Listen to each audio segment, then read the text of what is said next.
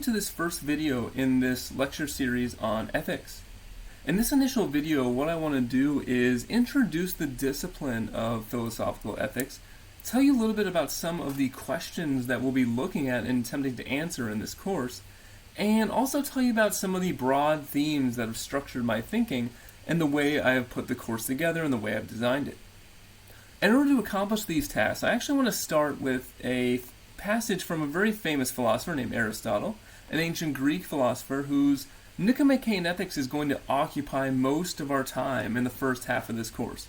We'll also be looking at some other ancient philosophers in the first half of the course, but primarily we'll be looking at Aristotle and his famous book, the Nicomachean Ethics. And in that book, he makes the following statement, which draws a very important connection, I think, between three different concepts that I want to discuss in this video.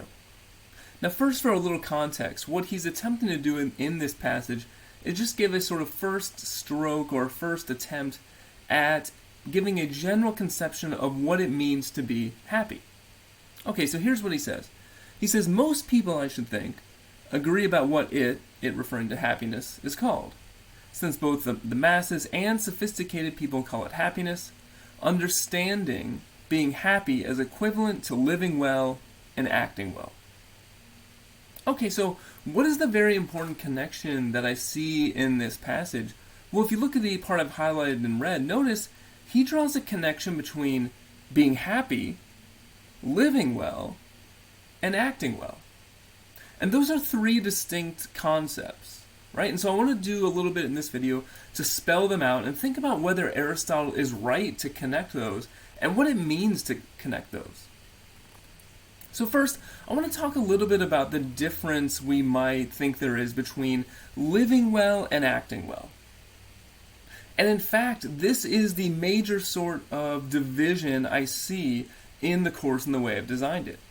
So in the first half of this course, again, we're going to be primarily looking at ancient thinkers, ancient philosophers. And while certainly they're concerned with what does it mean to act correctly, more primarily, one of the major focus of their work is how do we live correctly? How do we live well? In the second half of this course, we're going to look at more modern thinkers, writing in the 17th and 18th century, primarily John Stuart Mill and Immanuel Kant. And while they're also certainly concerned with how do we live well, we're going to see a greater focus, at least, on questions of acting well. Okay, so the first question we should ask is, what is the difference between these two things? What's the difference between living well and acting well, a good action and a good life? And I think this is important because putting these two concepts together gets to what ethics ultimately is fundamentally about. Ethics ultimately is the study of how we should live. And if you want to live a good life, if you want to live properly, there are really a couple things you need to be concerned with. First, in your everyday life, you're going to encounter certain situations where you might wonder about what is the right thing to do. So your friend is feeling depressed and feeling distraught, and you hear a piece of bad news, and you know that if you tell the truth to this person when they ask you about this bad news, it can make them even more sad, even more depressed, even more anxious. And in that moment, of course, you're confronted with a choice. Should I tell a lie or not? And these sorts of situations confront us all the time. Should I tell a lie in this circumstance? How much money ought I donate to charity? Is it acceptable for me to consume non-human animals? These are sort of everyday choices that we come across in our daily lives, whether we realize it or not, right? The choice to give to charity, for instance, you may not realize you're making that sort of choice, but whenever you spend money on other things that could be spent on charity, you're implicitly sort of making a decision that you didn't need to spend that money to help others. So, in our everyday lives, we encounter situations that have a moral value, that have a moral importance. And one of the things we need to know is, how do we act well? What is the correct action in that particular circumstance? And this is one question that philosophers certainly have been concerned with. As I said, in the second half of the course, the more modern philosophers in the 17th and 18th century we're going to look at were more focused on this question. And they were really asked after, how do we know what the correct thing to do is? When we say some action is good or we say it's bad, where does that come from? What is the source of moral goodness and badness? What is the source of the rules that tell us how we should act? Whether we should lie, whether we should give to charity, etc., etc. Okay, so we can think of acting well, or a good action, as a particular thing you do in a certain circumstance. And one of the things philosophers are concerned about is how do we know what the right actions are to do in those circumstances. But now let's talk about living well. This is the question that Aristotle and many of the more ancient thinkers we're going to look at were more concerned with. And how might we relate questions of living well and acting well? Well, first of all, you might ask yourself, what is your life? Well, your life, it would seem, in a certain sense, is a set of all the actions you do. From the very mundane actions of cutting the grass and having lunch, from the more momentous actions you take of finding a significant other, getting married, pursuing a career, having a child. Right? So your life is comprised of all those actions, all those things you do. And it's interesting, on a day-to-day basis, we do think about the kinds of actions we do, even not in really a moral sense, and we just ask ourselves, is this what I should be doing or not? So we're like, well, you go to the restaurant, should I have a turkey sandwich or a ham sandwich? Or should I cut the grass today, or should I wait till the weekend to do it? And we say, well, is this the right thing to do or not? So just on a daily basis, we're asking ourselves all those sorts of questions. And your day-to-day life demands it. You can't get through the day if you're not making decisions on what is best for you to do in the circumstances that face you day to day. You simply couldn't live. But when we ask a question about living well, we're asking a bigger, broader question. We're actually asking a question that, for the most part, society gives you very little opportunity to really consider. Because when we're asking what it means to live well, we're asking a question about, what should your life be about? What should the purpose of your life be? What is your ultimate aim? What is it that you're doing with all these actions, from the very mundane to the more momentous? You might say all these actions should be going somewhere. They should have some sort of purpose, some sort of end. Or else what's the point? So when we're asking a question about living well, first we're asking a question about the whole span of your life, not just particular moments. And we're asking a question about, what is the point or purpose of that entire span of your life? And as we study Aristotle's Nicomachean Ethics in the first half of this course, we're going to see he has very specific answers to what it is you should be doing. And the answers he gives are connected to the fact that you're a human being. And not just that you're biologically a member of the species Homo sapiens, but you're, as Aristotle thinks of it, the human being is a rational animal. You have reason, you have the ability to take a wide view of what life is all about. You have the ability to engage in philosophical thinking. And because that's the case, he thinks we should be living a life that lives up to those abilities. So to live well for Aristotle is to live a life fitting of a human being. So there are these two questions. How do we act well in specific circumstances? What should our life be about in whole? And I'll say a little more in a second about the specific questions that fall under each of those categories. But they're both, in fact, quite critical. Now, there's another point I want to make here. So I've talked about living well and acting well. But notice if you go back to the original passage, Aristotle says that happiness itself is equivalent to living well and acting well. So not only do we say that ethics is about living well and acting well, but he says if you want to be a happy person, if you want to be a happy individual, then you need to do both of these things. And for the moment, let's say what we mean by the word well here, living well and acting well, let's take that in the sense of morally correct, as I think Aristotle does. This poses a very interesting question, because it assumes that in order to be a happy human being, you need to be a moral human being. In order to live a good life, you need to be a morally good person. And this is in fact one of the first issues that we're going to be covering next week. And because when you think about this question, you might say, well, I can think of all sorts of counterexamples. You might say, I can imagine someone who is perfectly happy, who's living a life full of pleasure. Maybe they're very wealthy, maybe they have many friends, maybe they are very well regarded and honored and have a high reputation, and many people adore them. But maybe they can also be morally corrupt. You ask, how did they get all that money? How did they get that wealth? Well, we can imagine they lied, they cheated, they stole their way to the top.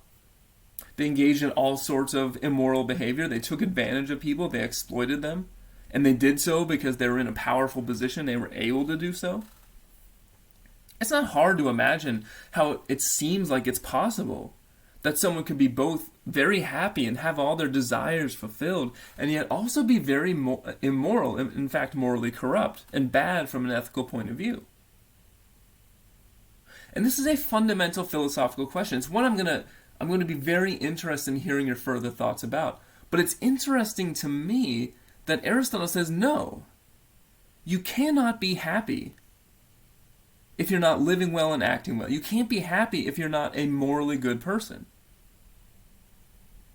And to think about that a little further, one thing that would imply is that the very thing you first think of when you think of the idea of happiness must not be what Aristotle has in mind. So if you were to imagine this happy but morally corrupt individual I painted out for you.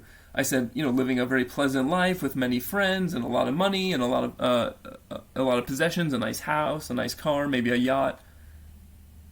So what is it that you think makes that person happy? Well, you'd say, well, they live a life of great pleasure and their life has very little pain. And you might say, well, what else could there be to happiness? Now, to be clear, some philosophers have thought that's what happiness is. They have more as we'll see, John Stuart Mill thinks happiness is something like this. He has a more sophisticated view. He wouldn't necessarily say just having a lot, he wouldn't, in fact, say having a lot of money is truly what makes you happy. But he does think happiness is about pleasure. But in Aristotle's view, no, happiness is about something more. Pleasure might be needed, but happiness isn't primarily about pleasure. Primarily, happiness is about being a good person, doing what you ought to do, fulfilling your function and your purpose as a human being. And so another thing to keep in mind here that's interesting about this connection, a theme we're going to continue coming back to again and again is, what is this relationship between happiness and morality? Because intuitively, it can sometimes seem like morality is a bit of a drag. It can seem like it's a set of rules that you have to follow. It's like, my life would be a lot easier if I could just tell this lie. Or, it's a bit of a burden to help other people and be charitable and kind. And it's easy to see morality that way. So if Aristotle is connecting morality with happiness, we might think he owes us an explanation of how does being a good person actually make your life better? How does it make you happy? And that's one of the things we're going to continue coming back to in this course. Okay, so we have this connection I've been explaining to you that Aristotle establishes, which we might agree or disagree with, but he says happiness is ultimately about ethics, and ethics involves living well and acting well. And I told you this is also the way the course is divided. So I want to spend a little time now telling you about some of the questions we're going to be examining that fall under each of these categories. So I told you questions about living well are questions about the entire span of your life, what your life is all about. Now, these are the sorts of considerations, the kind of questions you might ask when you're thinking about that. So first of all, if you're thinking about what your life as a whole is all about, you would ask the broad question, what does a good life consist of? Because if you think about the whole span of your life, and you imagine yourself, having lived that whole life and sort of looking back on it, and someone asks you, do you think you led a good life or a bad life? Of course you want to live a good life. But notice how little opportunity you get on a day-to-day basis to even think about that question. Again, as I said, on a day-to-day basis, through your daily life, you're so consumed with the details of school or work or your family obligations or any number of things that are stressing you. Life has a way of just sucking you in to the immediate things you have to take care of. And it gives us very little opportunity to really consider this question: what is actually worth pursuing? And of course, that's a problem. I mean, it's the very thing that midlife crises are made out of. A midlife crisis is made from the fact that you have a person going upon a certain path in life, and halfway through their life they discover, this isn't really what's important to me. And they see their own mortality, and they see that there's an end coming, and they realize they're halfway through, and they're not doing what they should do, they're not doing what makes them happy. And so you have a crisis. So it's one of the reasons why asking questions and taking seriously the things we're going to talk about in this course, questions about living well, matter. So we want to know what a good life consists of, because you don't want to be stuck in that situation where you're going down a path that ultimately you find meaningless. So one thing to consider when you're thinking about what does a good life consist of would be, well, what are the things people want? Pleasure, virtue or moral goodness, honor, friendship, wealth, success. These are all the things that people want. How do we balance those things? Some philosophers have said the only thing that really matters is virtue. Everything else is irrelevant. Other philosophers have said something like virtue is the highest good, but pleasure, honor, friendship, wealth, and success, you need some of those as well. So to live a good life, we need to know how to balance those things. To live a good life, we need to know what should be the ultimate aim of my actions. What is the purpose of my life? And as I suggested for Aristotle, the way we discover that purpose is through understanding what the proper function of a human life is. Just as like, a tree has a function of growing, and maybe if it's an apple tree, producing apples. A beaver has the function of producing a dam. Human beings are also biological organisms. Shouldn't we have a purpose or function as well? And once you've determined what that purpose is, what that function is, and for Aristotle it's largely consumed with becoming virtuous, we need to know, how do we become a virtuous person? If being morally good should play an important role in a life well lived, then we can't just all of a sudden snap our fingers and become virtuous. What's the process through which we do that? How do we train ourselves to become better? And finally, when we're thinking about a life well lived, we also need to think about sort of the more fundamental questions having to do with the end of life. What attitude should I have towards my death, toward the fact that I'll die, toward the fact that my life has an expiration point? Is this something to be feared? Is it something to be anxious about? Or is it something that gives life meaning? Does the fact that my life actually comes to an end, is that fact something that gives a richness or a greater importance to what I'm doing right now? And of course, answering that question is going to be related to the question of, how do I live a life that is meaningful? What does it mean to live a life that matters, as opposed to a life that simply is engaged in pursuit of, immediate pleasure, immediate satisfaction, things that aren't very important? So throughout this course, and particularly in the first half of the course, we're going to be concerned with these types of questions. They all fall under the category of living well. What about the category of acting well? The questions which the more modern philosophers, I told you, are largely focused on. Remember, acting well has to do with, how do I do the right thing in a particular given situation? So again, the main question here is, what's the difference between a morally good and bad action? We say lying is bad, telling the truth is good. Why? Who came up with that idea? Where did it come from? What is the reason lying is bad? What is the reason honesty is good? And so when we're asking about that question, we have to consider, what is the source of morality? So a popular answer would be that ethical norms and standards come from the commands of God or some other source of authority. So is that right? Should we see morality as a product of God? Or some other people say, the right action is the one that produces the best consequences. It's not necessarily about doing what you think God wants you to do or what some other authority figure wants to do. No, other philosophers say it's about whatever actions produce the best consequences, make the greatest number of human beings' lives as good as you possibly can. Those are the correct actions. And still other philosophers will identify a different source of morality altogether. They'll say it's not primarily about the consequence of your action. It's, what is your intention? What were you trying to bring about? Is your will, right, the way you're choosing what to do? Do you have a good will or a bad will? And finally, a question that sort of encompasses all these, or no matter what you think the source of morality is a question that still needs to be answered, is who matters when we're making a moral decision? When you're deciding whether to lie or not, or whether it's okay to steal, or whether it's okay to do anything else, who do you have to think about? Do you have to think about just yourself? Just your friends and family? Just the people who live in your country? Do you have to think about all human beings?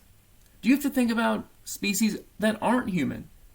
Maybe you have to think about all sentient beings, all conscious beings, maybe all beings that can feel pleasure and pain.